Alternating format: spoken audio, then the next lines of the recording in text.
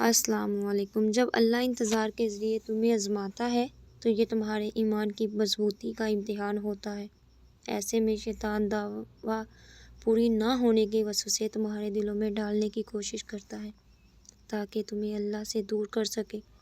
لیکن یاد رکھو، تم نے صبر اور یقین کے ساتھ اللہ پر بھروسہ کرنا ہے، کیونکہ وہ تمہاری ہر دعا سنتا ہے اور اسے بہترین وقت پر قبول کرتا ہے۔ جب کسی سے آپ کا کچھ ٹوٹ جاتا ہے تو آپ اسے کسی سے ٹھیک کرواتے ہیں، یا اس کے پاس جو توڑتا ہے، یا اس سے جس نے اسے بنایا ہوتا ہے۔ ایسے ہی جب آپ کا دل کوئی توڑتا ہے تو یا کوئی آپ کو تکلیف پہنچاتا ہے تو آپ کیوں اس کے پاس جاتے ہیں جس نے اس کو توڑا ہوتا ہے؟ وہ آپ کا دل نہیں جوڑ سکتا۔ دل بنانے والا صرف اللہ ہے۔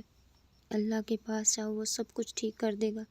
وہ سارے زخم ایسے بھر دے گا جیسے کبھی تھے ہی نہیں، دل ایسے جوڑے گا جیسے کبھی ٹوٹا ہی نہیں، اور پھر جب اللہ اس سے جڑ جائے گا تو دل تو کبھی ٹوٹے گا ہی نہیں۔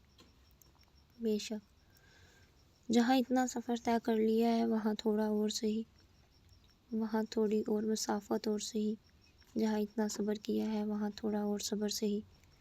تمہارے لیے کوئی چیز بھلے کتنی ہی مشکل کیوں نہ ہو، اللہ کے لیے تو بس ایک کن کی بات ہے۔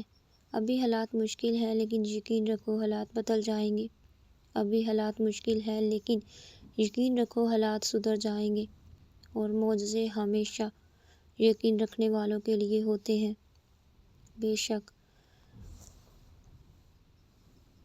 جب تم محسوس کرنے لگو کہ تم آخری حد تک آزمائے جا رہے ہو تو سمجھ جاؤ کہ تمہارے معاملوں کا فیصلہ اور اللہ کی جانب سے مدد کا وقت یقیناً بہت قریب آ رہا ہے۔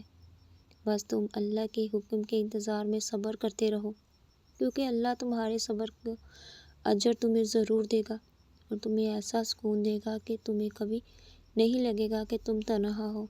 اللہ کا وعدہ ہے، وہ اپنے بندوں کو کبھی مایوس نہیں ہونے دیتا۔ ناظرین، اگر آپ کو میری یہ ویڈیو پسند آئے، ویڈیو کو شیئر کریے گا اور چینل کو سبسکرائب کریے گا۔